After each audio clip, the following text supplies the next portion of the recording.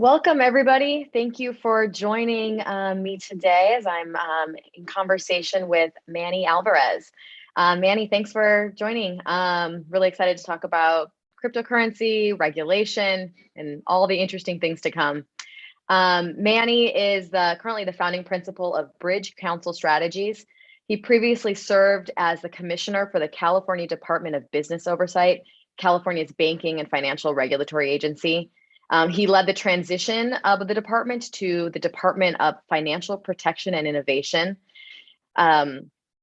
focusing on protecting consumers from harmful practices, increasing access to financial literacy and technology, and engaging with underserved communities. Before that, Manny served as general counsel and chief compliance officer of Affirm, a fintech company leading the legal and regulatory efforts there.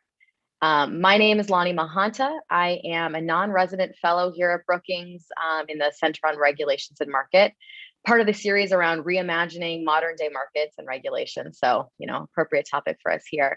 I'm also the vice president of public policy and government relations at Zillow.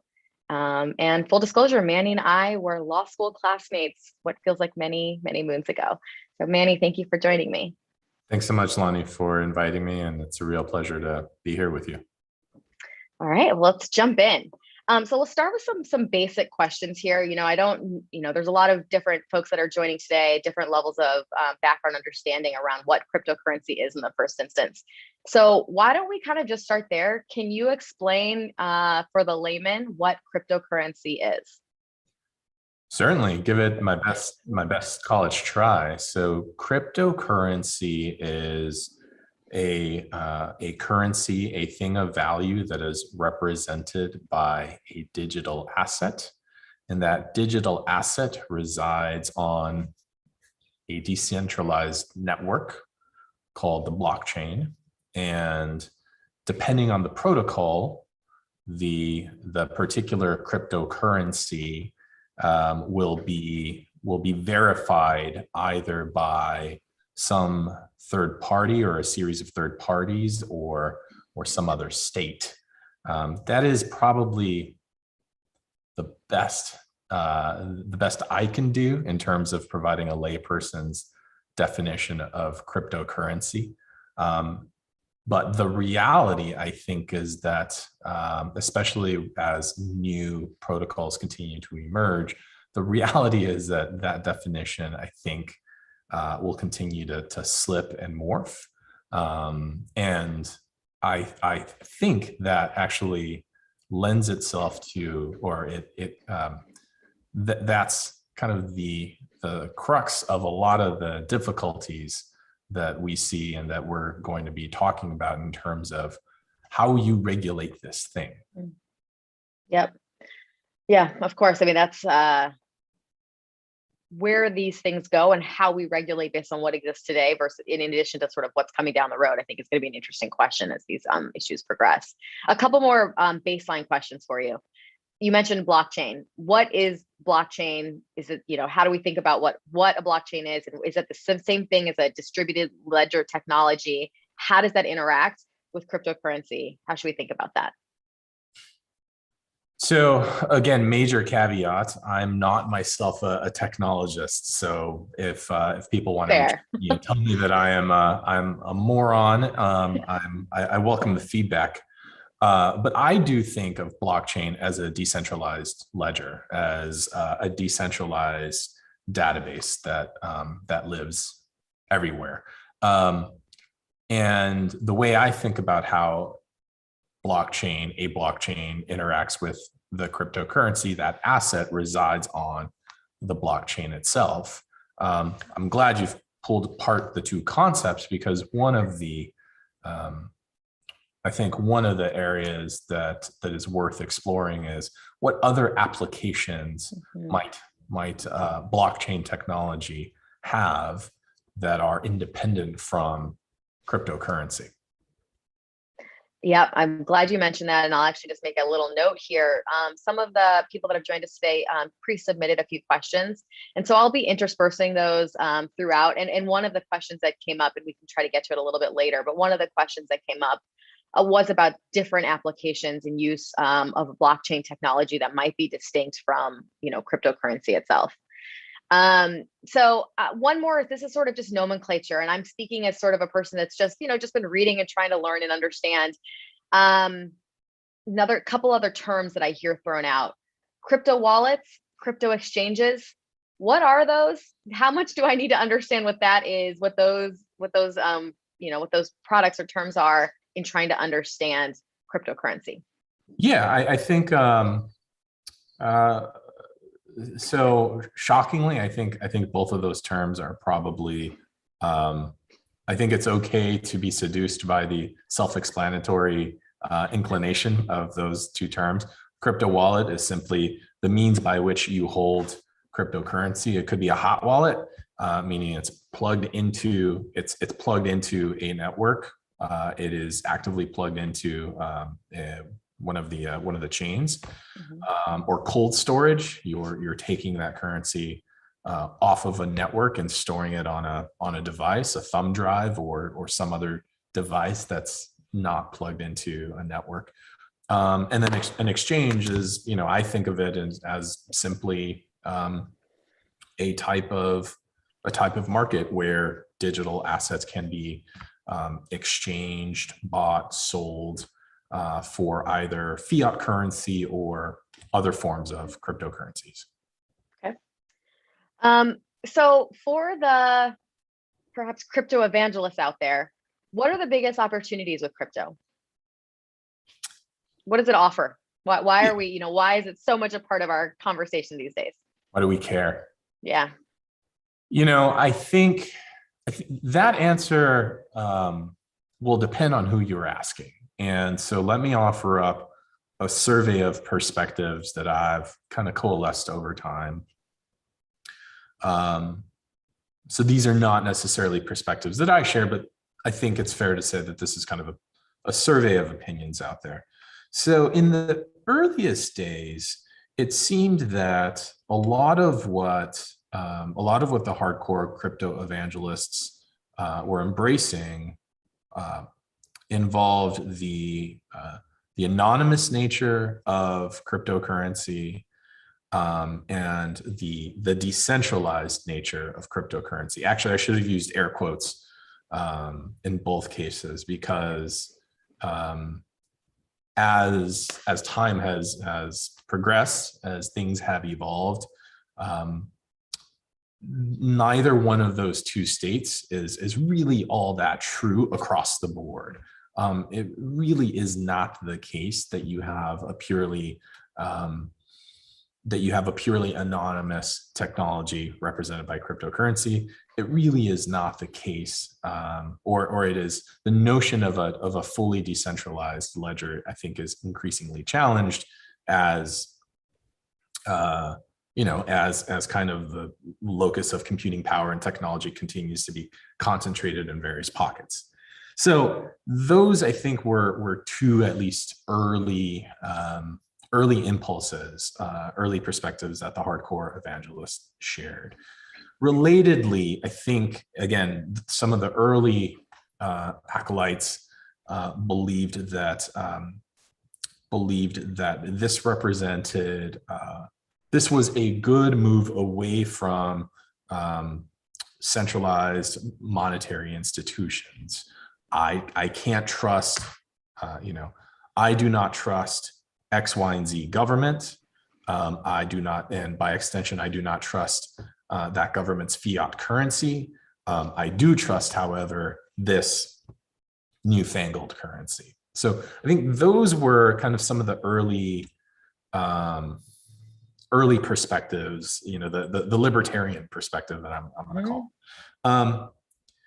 And then, there are other perspectives that are perhaps more practical, less radical, I think.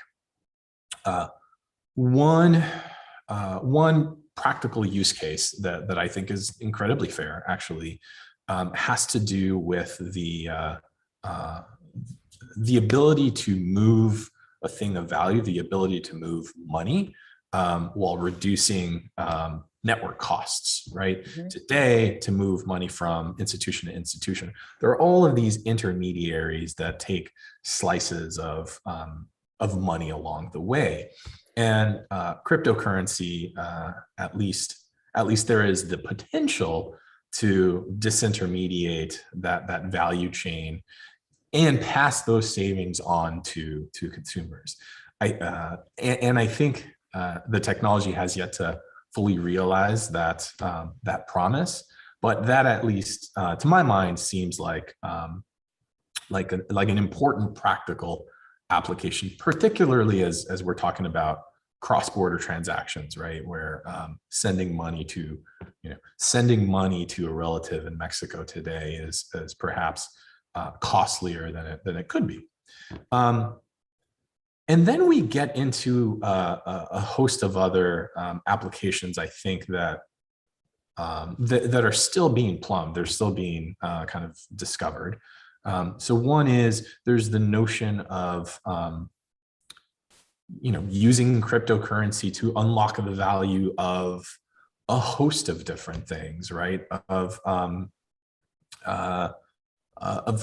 product or of a person or of a brand. I think that notion, right, of kind of a proprietary token that represents value in a person, place, or idea. I think that probably will continue to take place.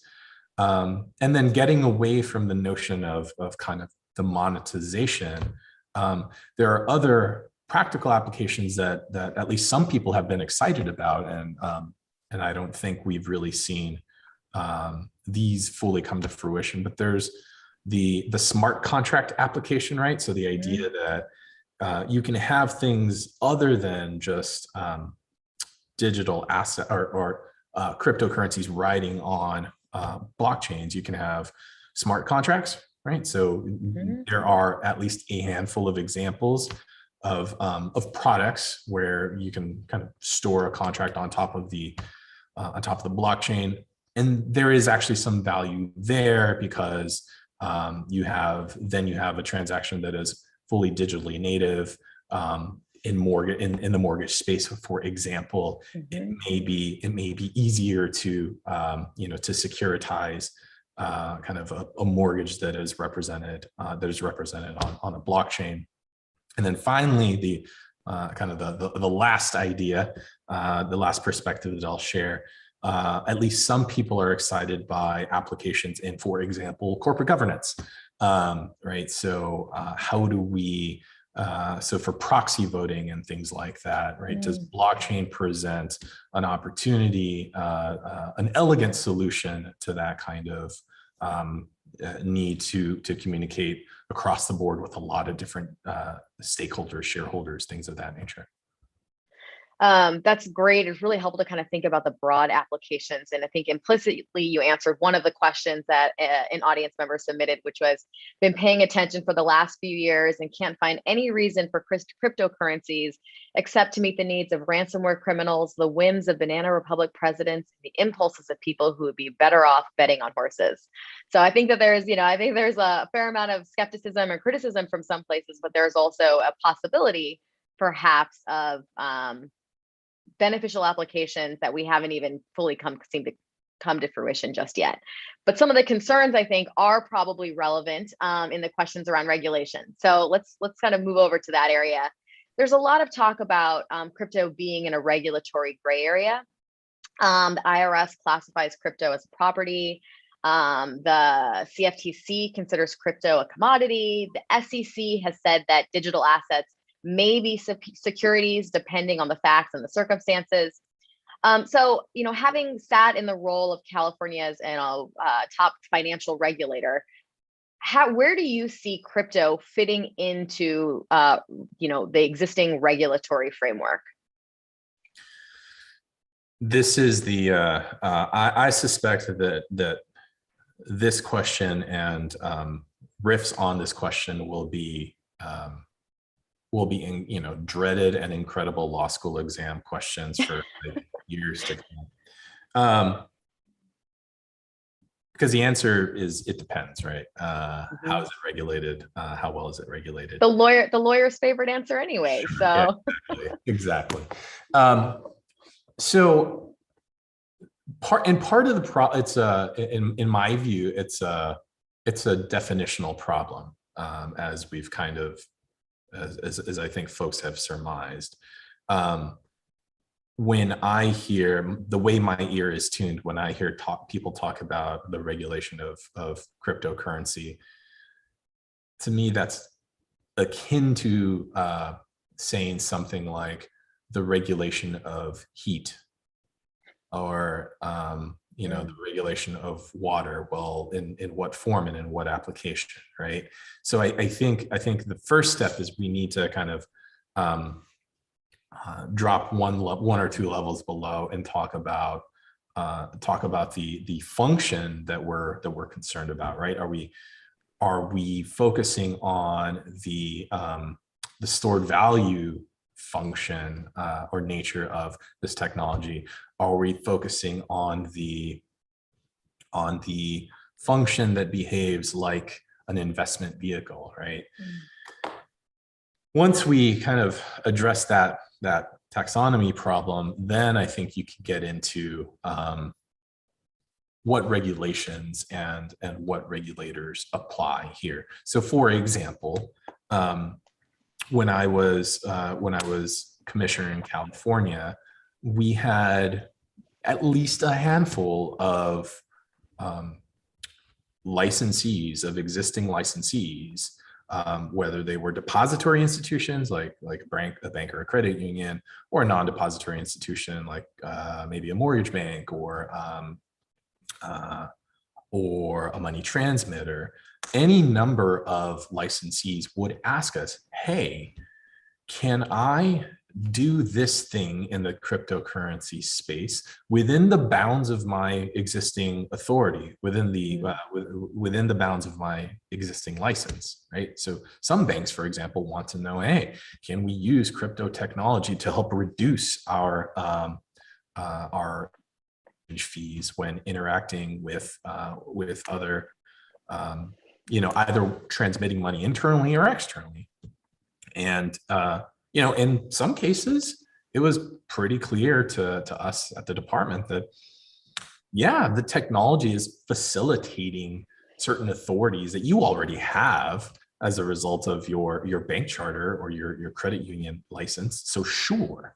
I think I do think that states, let me just stick with states for a second. I do think that states have a role to play in the regulation of cryptocurrency, and that many states have been playing that role, oftentimes without much fanfare or understanding by the public, right? Because it's part of the confidential relationship between state regulator and licensee. That has been happening, and I suspect will continue to happen. Well, let me bring a different lens, or maybe it's sort of a riff from what you're talking about here, what the application is. So when you were at the Department of Financial Protection and Innovation, one of the themes I think you were focusing on was around consumer protection and protecting consumers. What aspects? So there's a part of what you just articulated that is around existing authority of a bank to sort of, perhaps muddle around the edges. It matters for them from a compliance perspective, perhaps not super visible for a consumer. Is there a component of this that, really was about consumer protection? And what are the types of things that a regulator might be thinking about protecting against in that, that framework? Absolutely. There's a huge, in my view, there's a huge consumer protection component here. And going back to your earlier, the question that you were off earlier in your comment, there are absolutely concerns that I think are well-founded, right? So there is the need to protect consumers to ensure that basics, right? That their funds are not stolen by somebody, by a nameless, faceless technology. I mean, that's a really, really scary thing, right? I deposit my fiat currency, or I convert my fiat currency into this thing that exists in decentralized fashion. Who's responsible for making sure that it's there at the end of the day, et cetera, right? And so there's the impulse and the need to ensure that that a consumer's funds are safeguarded, that they are there, when they should be there. Then there's kind of the investor protection, the quote investor protection component, right? To the extent that we want to make the one-to-one comparison, or at least analogize to investable assets. There is, at least an impulse to protect investors from the volatility of this asset class. And for the record, I should say, I'm not someone who believes that volatility in and of itself is problematic, right? There are plenty of asset classes that are incredibly volatile. The trick is to make sure that that the capital that is flowing into that kind of volatile asset class knows what it's getting into, right? So we're talking about everything from disclosure-based regimes to everything else, to kind of product experience. So there's there's a huge consumer protection concern here, or at least there should be. And the good news is, look, I don't believe any of those concerns. I don't think it's rocket science, right? The problem, getting back to kind of where we started with this question, part of the problem has been there are plenty of regulators with a lot of different tools that they can bring to bear to achieve similar or the same consumer protection, investor protection outcomes. The problem is, how do you know who's in the game, right? How do you know who's on duty? And I think that's been part of the issue that we're trying to figure out. Well, whose responsibility is it, right? The states have been playing a role. Should they continue to play the exclusive role? Probably not. Who at the federal government should be mining the store, and is it their exclusive jurisdiction?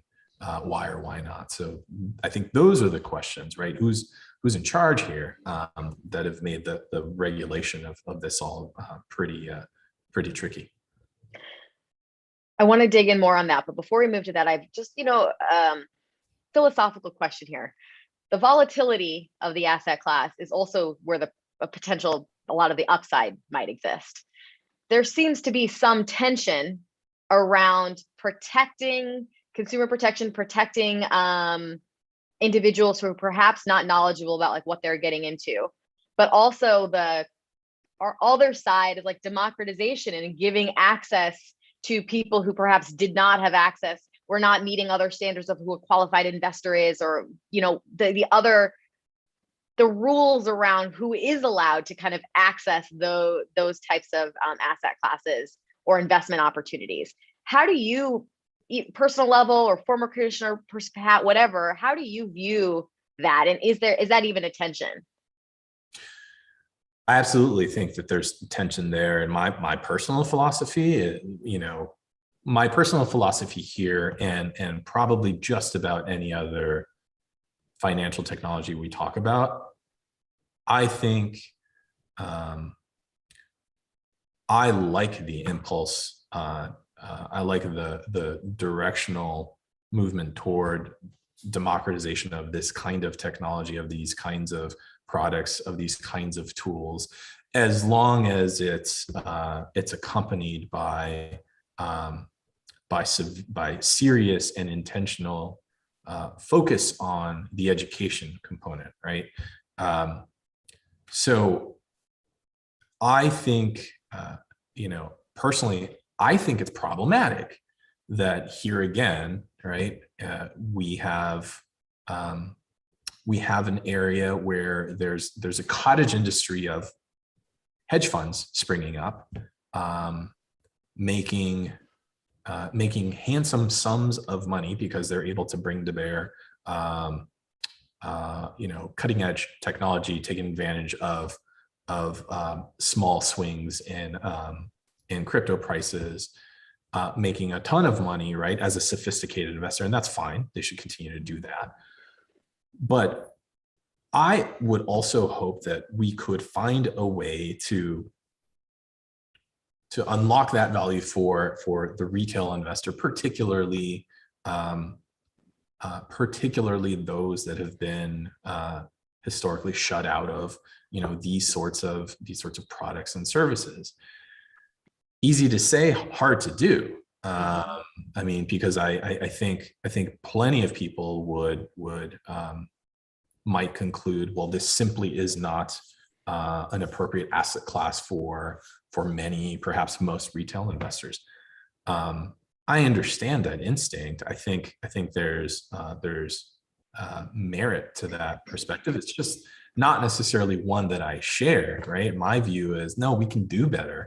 We can actually make these products and services available to a lot of retail investors, but we have to commit ourselves to education and to teaching them what this is about. I mean, look, I have similar feelings about, again, these are personal feelings. I have similar feelings about this in like the cannabis space, right?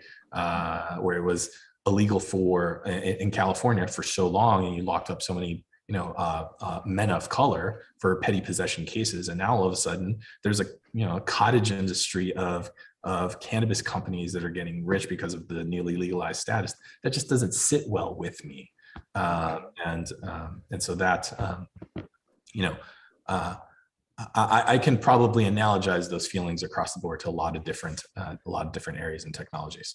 Yeah. One more thought, sort of just on this general regulation. When you were sitting in the role as commissioner, were you focused more around regulation specifically on cryptocurrency, or was there a focus also on blockchain and blockchain applications, or was that an area that was like a slightly less regulated, at least in the early days? Our entry point at the department was kind of twofold. One, are we as a regulator discharging our duty to protect consumers and investors and make sure that sensible safeguards exist, right? And so I suppose that applies more in the crypto, applies more in the crypto lens, right? Less in the blockchain and the blockchain conversation per se. But then also, at least when I was commissioner, I viewed our mandate as helping to promote and facilitate responsible innovation. Some of what I've been talking about. I do not believe that the right answer should be to throw up your hands and say, well, it's too hard. It probably means that you shouldn't, that the retail consumer investor should not have access to this.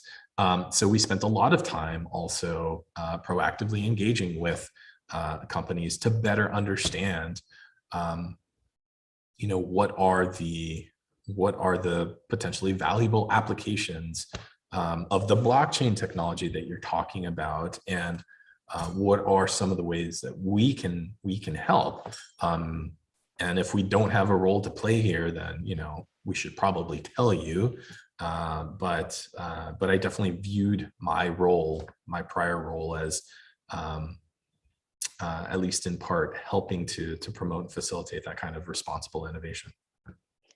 Well, that's a perfect segue into the questions that I have for you and your thoughts around the state government role in regulation and the federal government's role in regulation. And I mention that in part because we've seen the federal government under this administration take a seemingly much more interest in crypto. A couple of recent examples, there was an SEC letter regarding a lending product from Coinbase. Crypto was raised in the SEC chair's confirmation hearing. Some things that were really critical to the crypto space were tucked into the infrastructure bill. So there's a lot of stuff that's happening right now. One of the complaints that we've heard from some of the companies in the space are they've been trying to get more information and outreach with the SEC, and they're not having that engagement. So a lot in there. But let's just start with, what is the role? How do you view about what the role is of states in regulating cryptocurrency versus what is properly the domain, or more appropriately the domain, of the federal government regulatory involvement?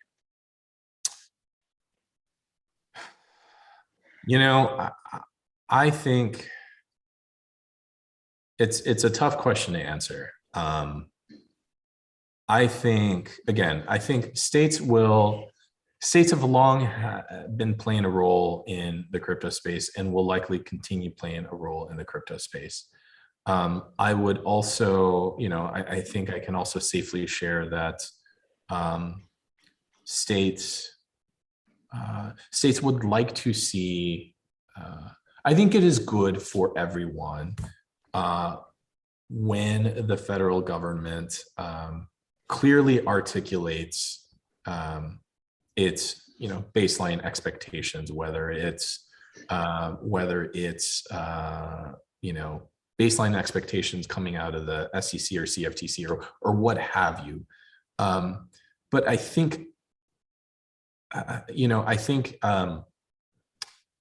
even state regulators probably have historically shared in some of this frustration, I'll call, by reticence at all levels, including the federal government. It's hard. It's hard to coordinate this kind of patchwork of state by state regulation when the answer that you keep getting, right, from at least certain federal agencies is either it depends or we'll get back to you. That's tough. So in a lot of ways, I think it's good that the federal government is leaning into this with renewed vigor. I think the best time to have gotten involved from a regulatory standpoint was always yesterday, and the next best time to get involved is today. I think there is a concern. I think there is a general concern about gotcha style regulation, right? We never told you that this was our expectation, but now we're telling you this is our expectation, and we're going to ding you because and you're in violation.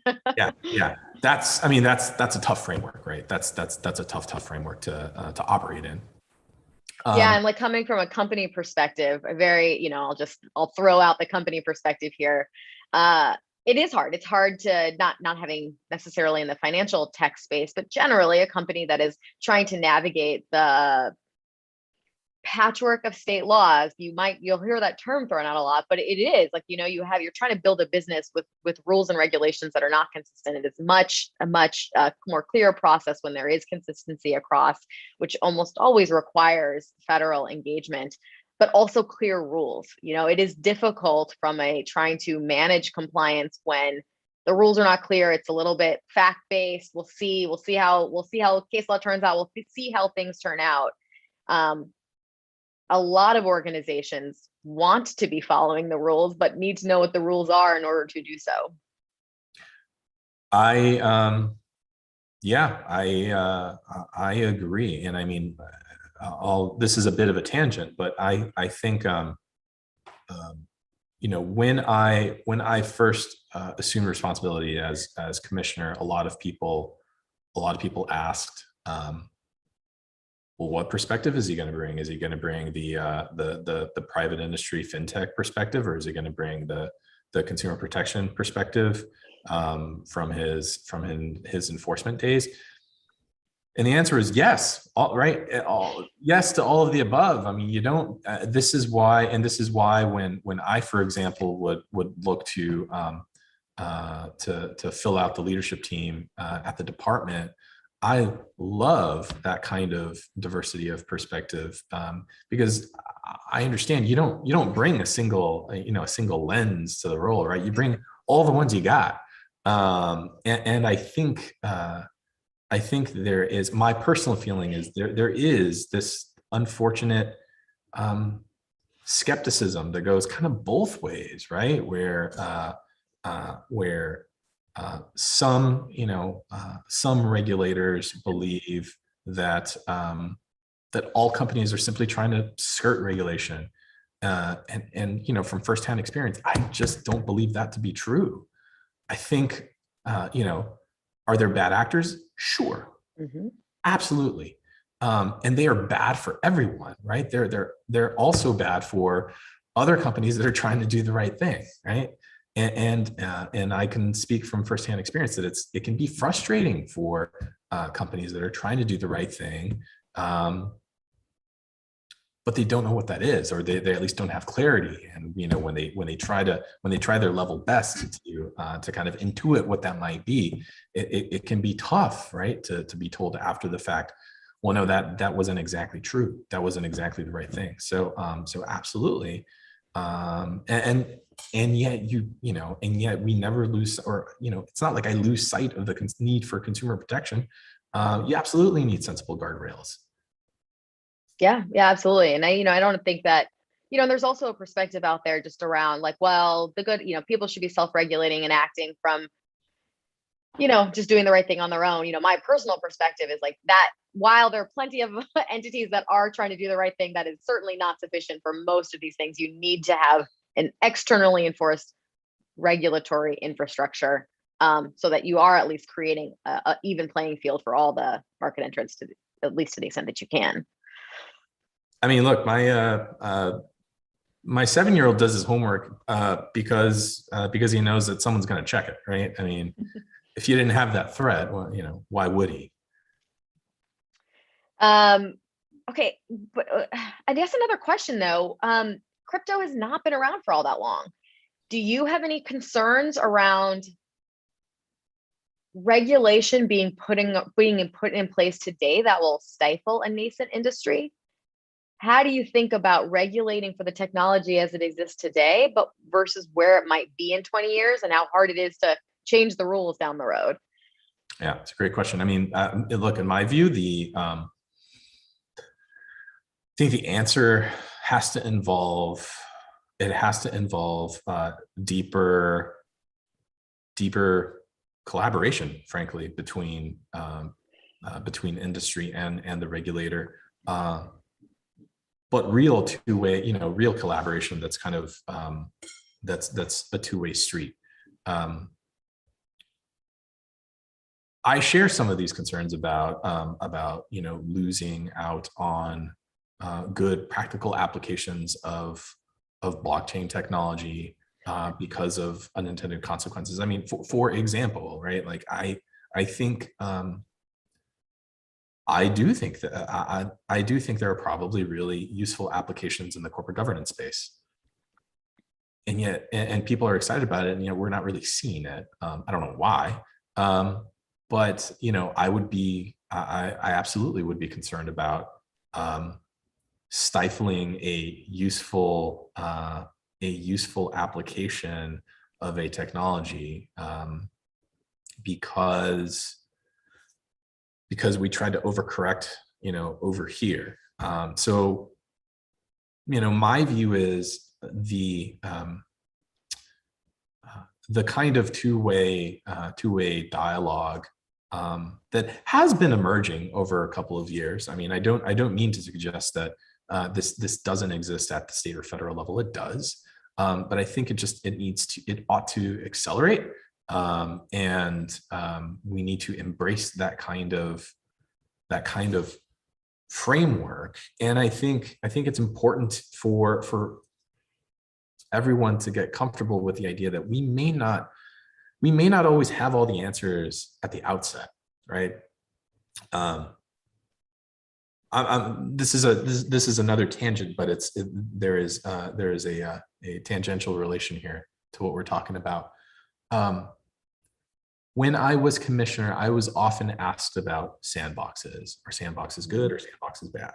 My personal feeling, now that I can share those personal feelings freely, is that the way that the term sandbox has been politicized, Can you define the term sandboxes for our Well, listeners? that's the thing. That's part of the problem, right? The term was politicized without actually talking about what we meant by a sandbox, right? So some people over here would say, well, sandboxes are bad, because I think their view of a sandbox was, oh, this means suspending all rules and regulations and giving industry actors carte blanche to find their product market fit and do whatever. But that doesn't have to be true, right? There are frameworks. There are other frameworks, right? There's the type of sandbox that doesn't mean throwing your hands up and giving up. It actually means leaning in more and saying, hey, well, here are our baseline sets of expectations. Why don't we keep talking? Come back in 6 months, come back in 12 months, and we'll check our hypotheses, right?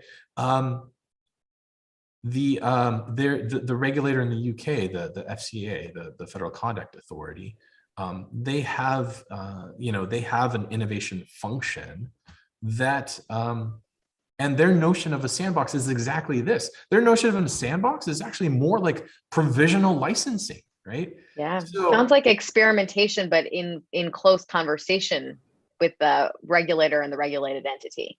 exactly. And my view is that kind of framework can be really productive and really powerful. But my fear was that,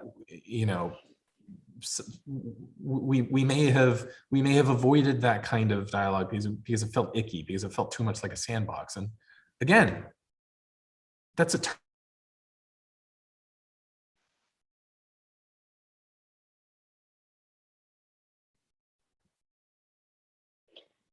You might have cut out on me. I'm not sure if that is my Wi-Fi or yours. The joys of working from home. Can you hear me, Manny? I can, yeah. I'm Okay, back. there we go. We're back. All right. You mentioned earlier in our conversation, institutional players getting more involved in the cryptocurrency space in the last couple of years. What does that say to you? Is that an indication of what's happening and where things are going? Yeah, I think it indicates that that cryptocurrency itself is likely not going away. When you have the Fidelities of the world piling into Bitcoin and Ethereum as a hedge against inflation, I think that tends to indicate a couple of things. One, it tends to indicate that not all cryptocurrencies are alike, and I'm stating the obvious, right? But not all cryptocurrencies behave in that kind of behave like gold, right? Not every cryptocurrency can anchor a portfolio and hedge against inflation the way perhaps Bitcoin and Ethereum can. And once you have that kind of institutional volume piling into it, it's not going to disappear tomorrow. How could it? So, if anything, it indicates to me the need to really think about regulatory engagement again in this kind of collaborative fashion. Sure, you can take an aggressive approach, and you can take you can start with enforcement actions, but that's not the only framework available to you. You also mentioned something earlier. It's sort of tying to this question about retail investors who has access, institutional players versus the retail investors. There's another maybe analogous or similar lens that we could talk about here, which is sort of who are the winners and losers in the current cryptocurrency movement? And are we replicating some of the previous mistakes around accessibility and what groups of people have access and don't have access? So, that last point in your question, that's my concern, right? Are we I would be concerned about a world in which, I'll just be blunt, in which people of color are left behind from an opportunity to help, get involved, generate wealth, et cetera, et cetera. But I struggle with that as well. I mean, it's not so clear cut in my mind because, and this is where some of my own skepticism comes in.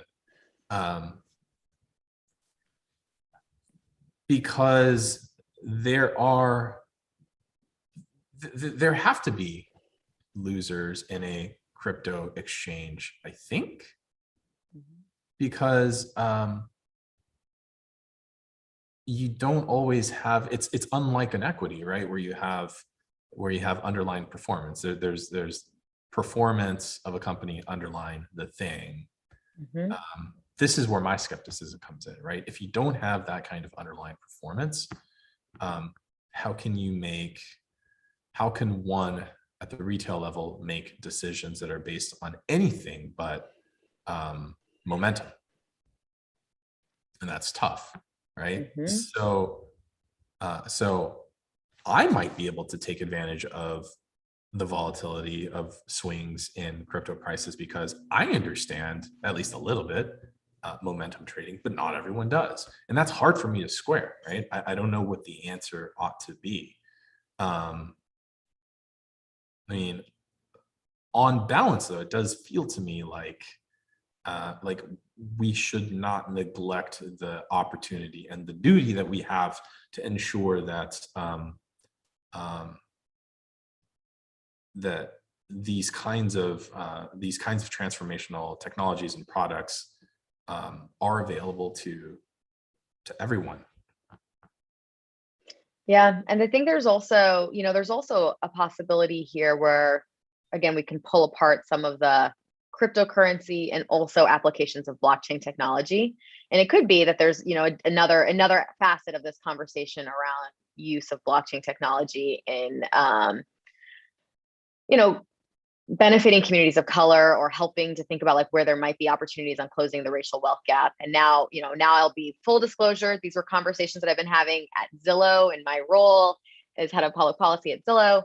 And I'm going to digress here for a second, but bear with me. I had the opportunity this week, and actually the final things are later this afternoon, but to be a judge in an HBCU hackathon related to Zillow. Historically Black colleges and university students did a hackathon.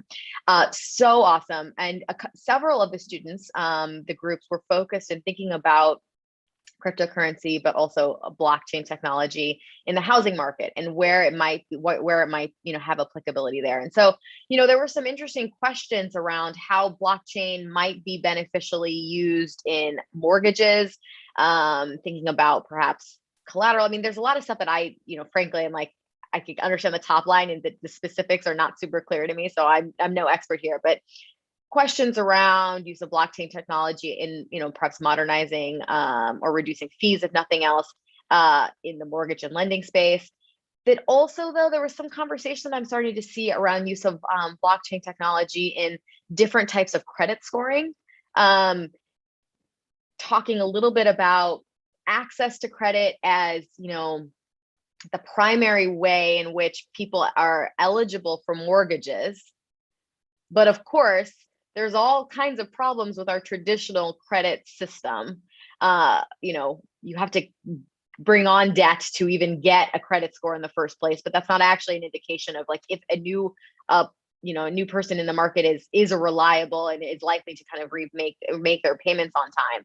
So thinking about entirely different ways of creating, trustworthiness or credit trustworthiness, reputational, bringing in other things. Seems like there's a lot there.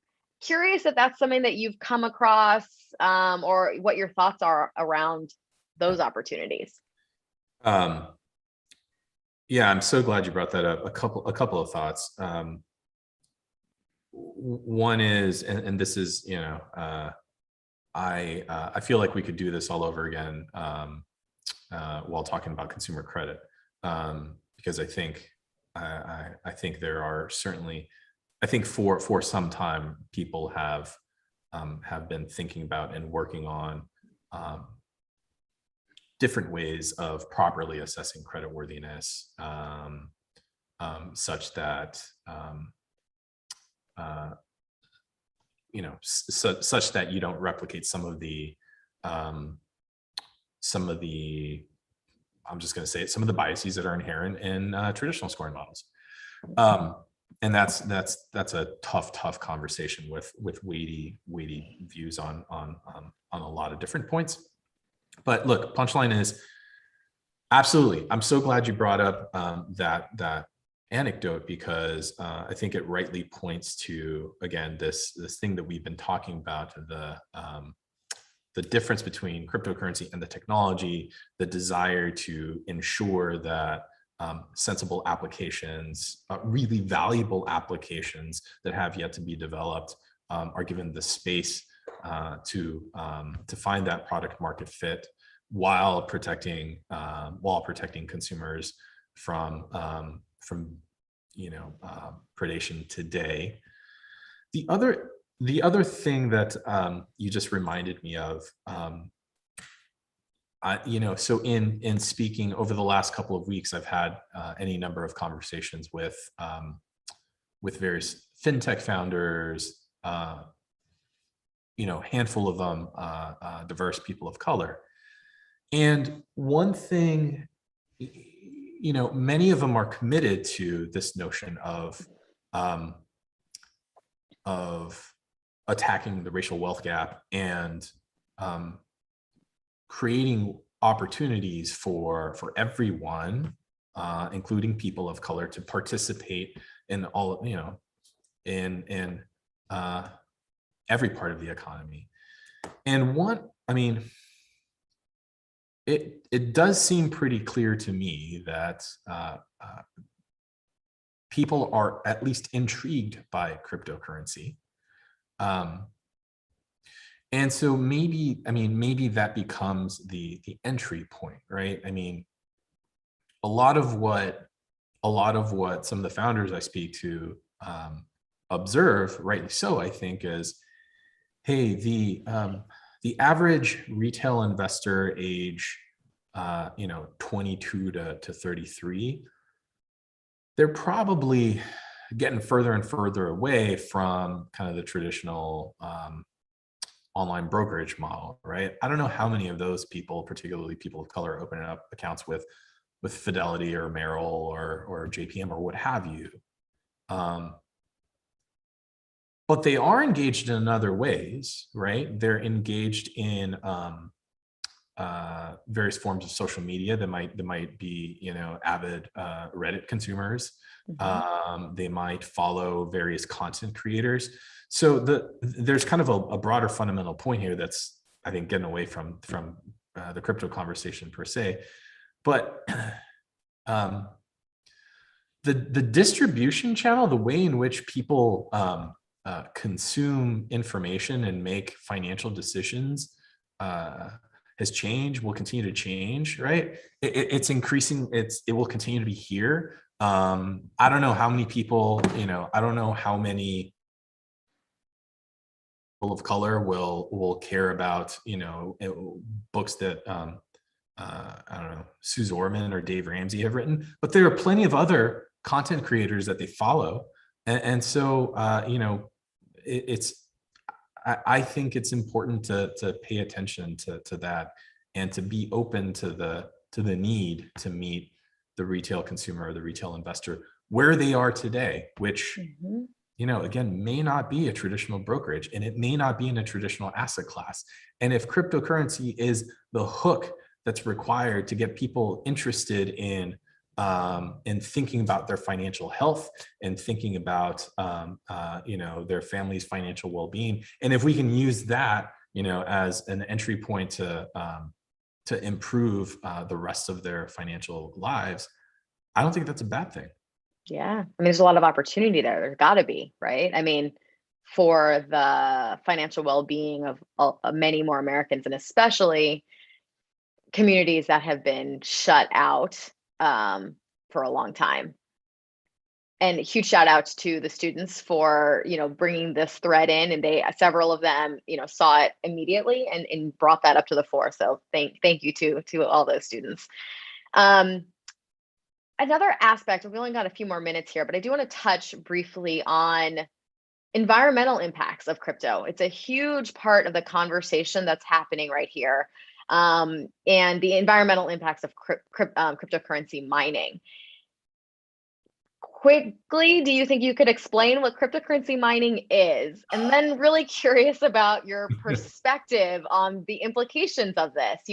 It's a massively energy intensive process, and that has massive environmental impacts. And so what are we going to do about it? Yeah, I don't know.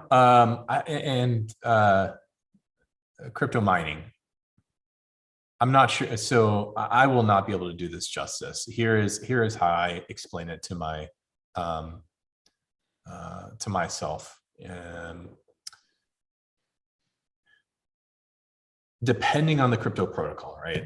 But like in the case of blockchain, for example, the way, Bitcoin, for example, the way a Bitcoin is generated is essentially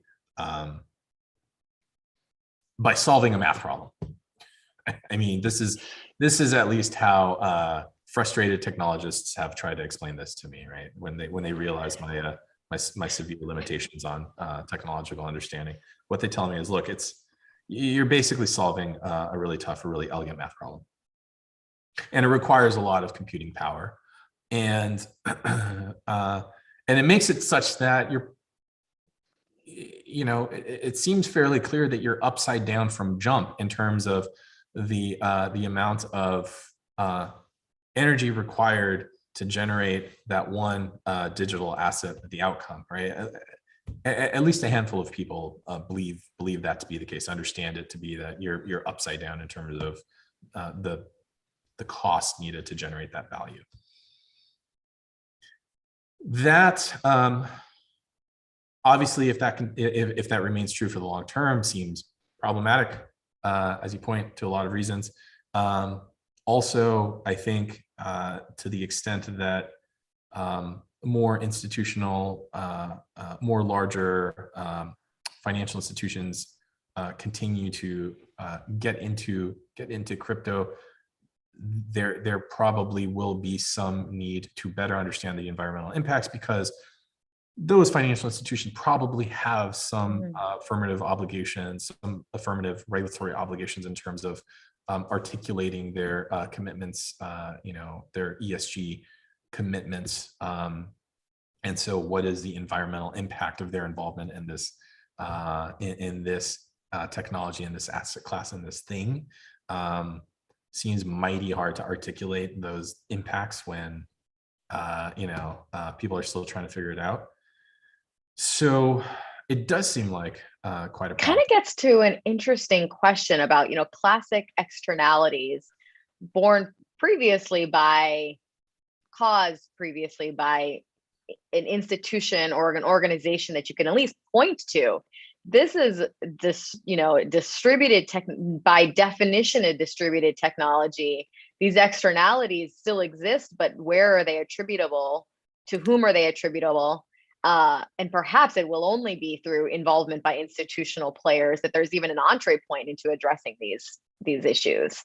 Maybe there's another point here that I think that perhaps tempers at least some of these concerns over the long haul, and that is, and this is not necessarily a novel thought. I've heard various forms of this expressed by other actual technologists.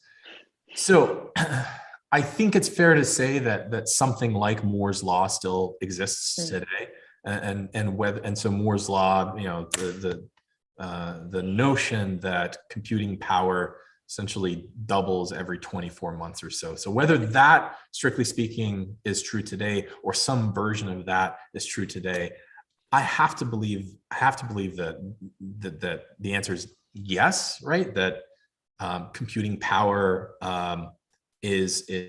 increases at an accelerating rate, which is all to say, maybe we won't have these same concerns, or maybe they will be tempered in 5 to 10 years time. I don't know, right? But these are all valid questions, and we would probably do well to understand where's that convergence point, right? Where is that point at which Moore's law actually keeps catches up with the energy costs associated with these endeavors? Well, I think that is a good stopping place for us. Manny, thank you so much for chatting with me today. So it was great. My pleasure. Thanks so much.